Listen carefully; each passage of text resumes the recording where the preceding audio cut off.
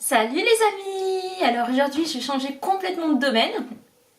Je vais arrêter de vous parler tout le temps de livres et puis de faire que de la beauté. On va changer un petit peu de thème. Donc cette fois-ci je vais vous parler d'un thème plutôt psychologique. Donc je trouve que c'est sympa en fait de faire des vidéos parce que si ça n'intéresse pas les gens, voilà, ils vont pas cliquer dessus. Et donc j'ai choisi voilà l'hypersensibilité parce que ça me concerne. Enfin moi je suis hypersensible et j'ai dans mon entourage pas mal de personnes qui sont comme ça aussi, dans ma famille aussi. Et donc je pense qu'en fait il y a beaucoup de personnes, même par la force des choses, qui le deviennent. Même si à la base c'est plutôt une particularité qui est innée. On est comme ça et on meurt comme ça. Mais par la force des choses, à la suite d'un choc émotionnel ou de quelque chose comme ça, de traumatisme en fait, on peut le devenir. En ce moment, voilà, dans le domaine du travail notamment, il y a beaucoup de personnes qui sont à la base sensibles et qui deviennent même hypersensibles à cause de leur travail, en fait, du stress inculqué dans le milieu de leur travail, quoi, voilà. Donc je trouve que c'est sympa en fait d'en parler. Pour que les personnes en fait qui sont souvent stigmatisées parce qu'elles ont tendance à s'emporter facilement ou partir vraiment en vrille en fait pour pas grand chose, puissent avoir un petit peu plus de compréhension, que les gens en fait qui ne sont pas atteints, voilà, qui sont pas atteints, c'est pas vraiment le mot adéquat parce que c'est pas une maladie du tout, hein. C'est plus une particularité en fait. Parce qu'une maladie, ça se soigne. Et là, ça ne se nous soigne pas. Et c'est, comme je l'expliquerai par la suite, il y a des avantages et des inconvénients à être hypersensible. Donc voilà, donc si ça peut aider les proches, voilà, à comprendre un petit peu qu'est-ce que c'est, à quoi c'est dû, tout ça, ça pourrait rendre un peu la vie, voilà, des gens qui sont hypersensibles plus agréable, je pense. Donc voilà, donc pour commencer, en fait, l'hypersensibilité, c'est surtout en fait une amplification des perceptions des 5 sens en fait.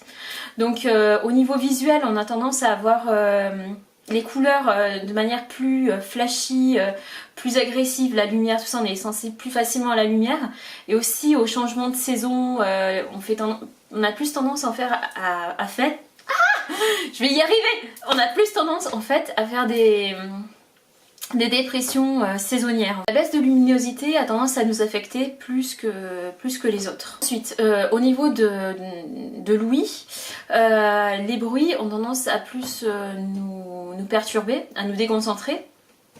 Et on a une ouïe très très fine aussi. Les gens en fait les gens hypersensibles en général seront plus à l'aise en fait dans un bureau clos que dans un open space où il y a juste des tout petits murets, puis il y a les collègues qui sont juste à côté, tout ça, ça va les perturber en fait. S'il y a du son à côté, ils vont avoir du mal à se concentrer sur leur travail. Ils vont percevoir en fait le bruit un peu plus comme une agression et à faire plus facilement des migraines à cause d'un bruit quoi, qui sera trop intense. Au niveau du toucher, bien sûr c'est plus développé, les sensations sont quand même plus fortes. On est plus sensible aussi au froid et à la chaleur. Ainsi qu'à la douleur et puis tout ce qui est physiologique comme la faim, la soif, tout ça, on a moins de tolérance à tout ça. Pour les autres sens en fait, donc je sais pas si j'ai tout cité, je crois qu'il y a le goût aussi et l'odorat. Oui, donc l'odorat, oui bien sûr on est plus sensible aussi à certaines odeurs, on va mieux sentir les odeurs, on n'est pas des chiens quand même mais c'est pas ce point là. Mais oui, il y a certaines odeurs en fait qui vont facilement nous incommoder. En fait, on parle souvent des femmes enceintes voilà, qui ont l'odorat et le goût qui sont surdéveloppés et qui peuvent être plus facilement dérangés et tout ça. Et bien en fait, nous, c'est comme si on était enceinte tous les jours quoi. C'est un peu ça. On est plus sensible à tout et on reste comme ça tout le temps et au niveau on est plus incommodé par l'environnement, par tout ça, le bruit, le goût, l'odorat. En fait, c'est comme si on était enceinte, mais tout le temps. En gros, c'est ça. Il y a de l'idée. Après, le 6e sens aussi, c'est intéressant d'en parler parce qu'en fait, ça se caractérise. En fait, je suis un hypersensible par beaucoup d'intuition en fait.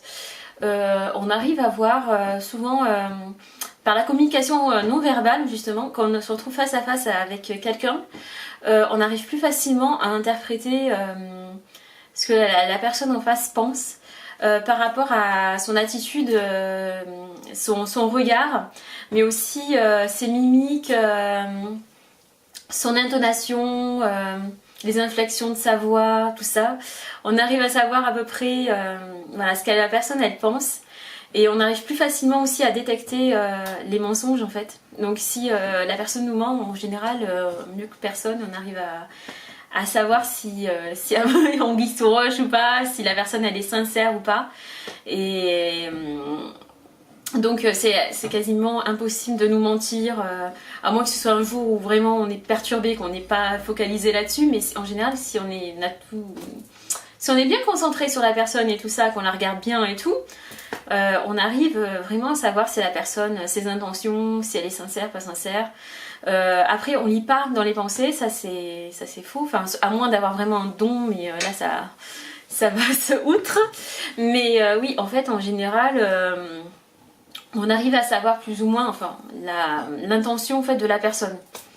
C'est pas les pensées, mais globalement, en fait, si la personne, voilà, elle est honnête, on arrive à le savoir. Si la personne elle est plutôt hypocrite, voilà, on arrive à le savoir aussi. Si la personne en fait voilà, elle a des intentions lubriques, on arrive à le savoir aussi, hein, ça aussi forcément. Donc voilà, là-dessus on est assez clairvoyant on va dire. Après on arrive à savoir aussi, en fait on arrive à sentir des choses que d'autres peuvent pas sentir. C'est en fait c'est une aptitude voilà à tout ce qui est occulte. Donc pas tout le monde, hein, c'est pas tous qui ont développé ces aptitudes-là, mais il y a pas mal de personnes en fait chez qui c'est plus développé, comme avoir les sensations voilà, d'énergie que peuvent dégager les personnes. Et en fait c'est souvent un discours en fait, de personnes qui sont ou dans l'occulte, qui sont hypersensibles, qui arrivent à dire ouais cette personne là dégage du négatif, celle-là dégage du positif, tout ça. On arrive à voir un petit peu ça. Et c'est assez instinctif hein, chez nous quand même. Rien qu'à la première entrevue avec quelqu'un, on arrive à savoir si la personne elle va nous faire du bien ou du mal quoi. Et après, il peut y avoir ça peut engendrer en fait des gros conflits chez la personne en fait qui est hypersensible, des conflits intérieurs en fait, parce que elle va, par exemple, si elle est en adoration envers quelqu'un, ou si, je sais pas quoi, comment dire, elle admire quelqu'un. Et que cette personne, elle aimerait aller vers elle, mais seulement elle peut pas parce que elle sent qu'elle lui est néfaste. Ou que ça n'ira pas en fait, le rapport entre eux ne pourra pas se faire correctement en fait, que ça risque de provoquer des conflits ou des drames, tout ça. Mais la personne elle va se sentir très très mal et au début elle ne sait pas vraiment pourquoi, mais après elle va se sentir vraiment sous pression et à la fin elle va provoquer la rupture de son propre chef pour pouvoir se libérer en fait de ce conflit intérieur qui fait que chez elle elle est anxieuse et elle sait pas pourquoi. Ensuite ce qui est important aussi de mentionner c'est qu'en fait les personnes hypersensibles ont une porosité émotionnelle qui est assez importante, une perméabilité émotionnelle en fait, ce qui fait que quand on est en présence de quelqu'un qui est par exemple très triste ou déprimé, on va ressentir en fait nous aussi cette déprime. On a une grosse capacité d'empathie, mais tellement importante qu'on s'imprègne vraiment de la tristesse ou de la mélancolie de la personne qui est face à nous. De même, sa joie, son euphorie, on va aussi s'en imprégner. Donc quand c'est des émotions qui sont positives, c'est tout bénef, c'est agréable et tout. Mais quand c'est des émotions négatives, nous on s'en prend vraiment plein la poire quoi. C'est très très traumatisant, c'est très énervant, très fatigant surtout, de se retrouver voilà, avec des émotions des autres. Et en général, enfin moi au début, franchement je ne savais pas du tout pourquoi.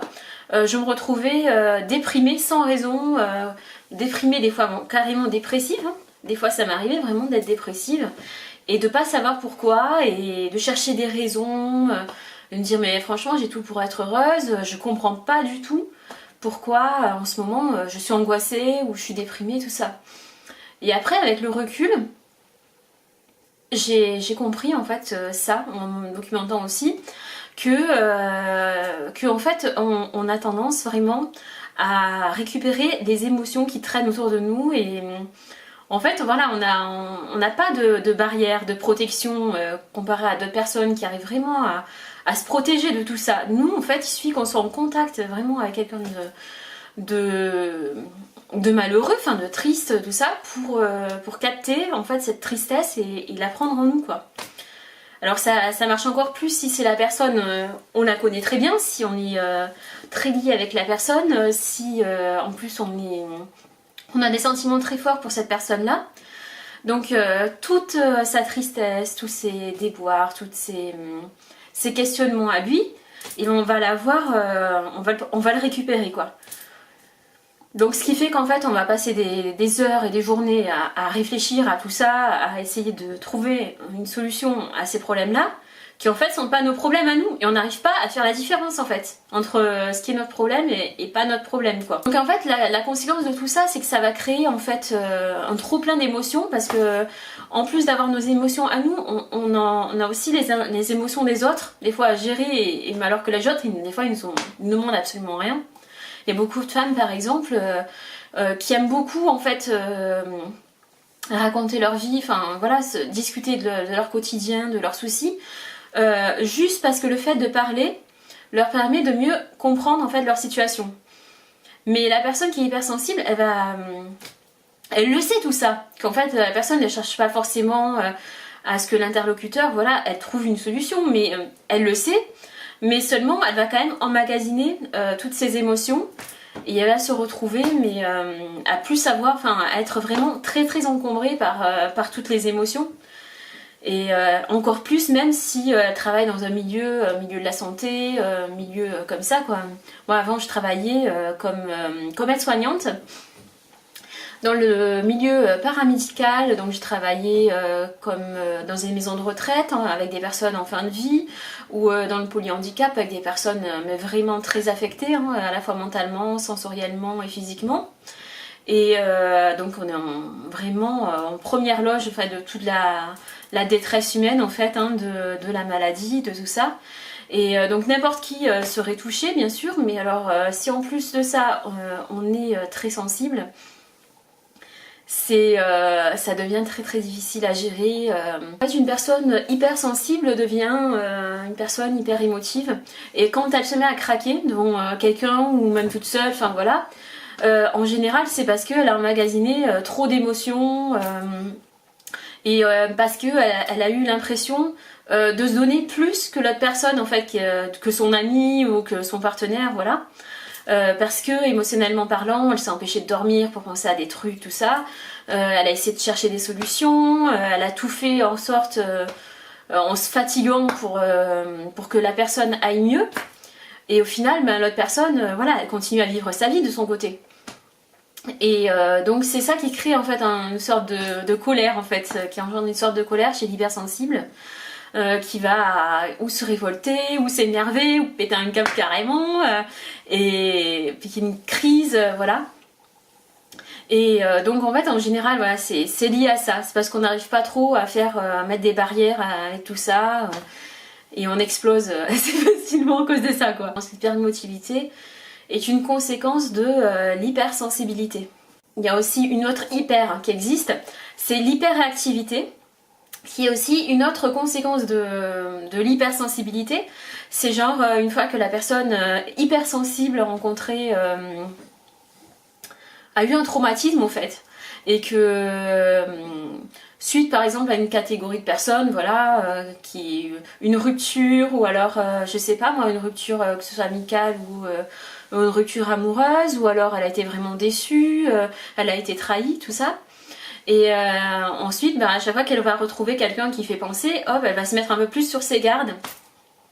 De même, voilà, si elle a eu peur en fait dans son enfance je sais pas moi, d'une araignée, elle va développer une grosse phobie, ou les chiens, peu importe.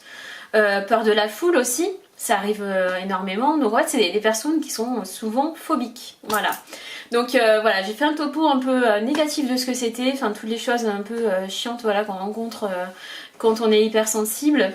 En plus qu'on est colérique des fois, qu'on a tendance à pleurer facilement, voilà, qu'on a tendance à avoir des réactions plutôt dites proportionnées comparées à ce que d'autres pourraient vivre. On peut aussi avoir une réaction totalement opposée, c'est-à-dire de se renfermer.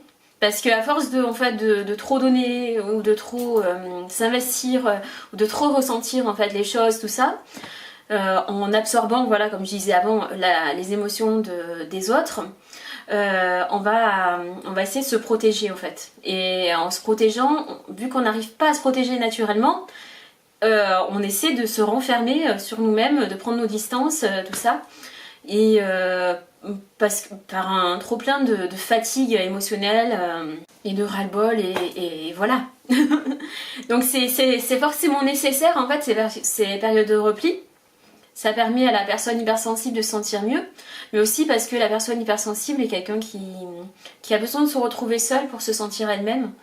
Parce que dès le moment où elle est à l'extérieur, en contact avec d'autres personnes, elle est de suite parasitée par les émotions, par les émotions des autres personnes, mais aussi par tout ce qui les environne, le bruit, tout ça, la lumière, enfin voilà quoi. Donc ouais, retrouver son cocon, c'est un peu se recentrer, remettre ses idées en place, redevenir normal en fait un peu dans sa tête. Voilà, après bon donc là, ensuite il y a quand même des bonnes choses à tout ça, c'est que là en fait la personne hypersensible est aussi plus sensible forcément à tout ce qui est agréable à regarder, à tout ce qui est beau, à l'art en général. Donc elle a une sensibilité littéraire plus développée que certaines personnes. Elle a une empathie qui est aussi forcément plus développée. Donc par rapport aux autres, en fait, c'est un peu un psychologue parce qu'elle comprend plus facilement en fait son interlocuteur. Donc il n'y a pas de personnes, je pense, qui sont plus douées pour ça en fait, pour comprendre la tristesse, pour comprendre la joie de l'autre en fait. Parce que même si elle n'a pas vécu elle-même la situation, elle arrive vraiment à se mettre à la place en fait de quelqu'un d'autre. Elle le vit même intensément quoi. Bon et puis aussi, ce qui est intéressant aussi, c'est la créativité. Forcément on est plus créatif parce que notre cerveau fonctionne différemment. En fait c'est l'hémisphère droit qui est le plus sollicité et l'hémisphère droit en fait qui est responsable de toutes les émotions. En fait, c'est lui aussi lui que l'on fait travailler lorsqu'on est créatif. Donc créatif, c'est pas forcément qu'on est tous des artistes. Il y a des personnes en fait qui sont créatives dans leur métier, qui vont avoir de très bonnes idées, qui vont toujours réussir à innover, à faire de nouvelles choses, même si voilà, si la personne n'a pas de prédisposition pour la peinture, la musique, tout ça, voilà, ça peut être dans n'importe quel domaine qu'elle peut être créative. Je connais des personnes voilà, qui sont créatives à leur manière, en faisant de la vannerie ou en faisant des dessins pour les enfants, des activités pour les enfants, voilà, qui ont plein d'inventions, de créativité dans des domaines complètement différents que le milieu artistique. Mais en gros, voilà, on se reconnaît comme ça, et puis même dans le milieu du travail, c'est la personne en fait qui va aller vers le stagiaire systématiquement, qui va faire en sorte que la personne va être à l'aise. Et voilà, on dispose en fait d'une intelligence émotionnelle supérieure à la moyenne, ce qui ne veut pas dire qu'on est surdoué. En fait, les surdoués et les hypersensibles, ils ont ça en commun, c'est qu'en fait, ils sont très intelligents émotionnellement, tous les deux. Mais l'hypersensible, par contre, n'est pas surdoué dans les autres... pas forcément, en fait, je veux dire, dans les autres domaines. Voilà. Donc voilà, si cette thématique vous a intéressé, vous a plu, ben faites-le moi savoir. Si je pourrais peut-être en reparler à une autre occasion. Ça change d'aborder d'autres thématiques et que les personnes voilà qui sont touchées un peu par cette particularité se sentent moins seules.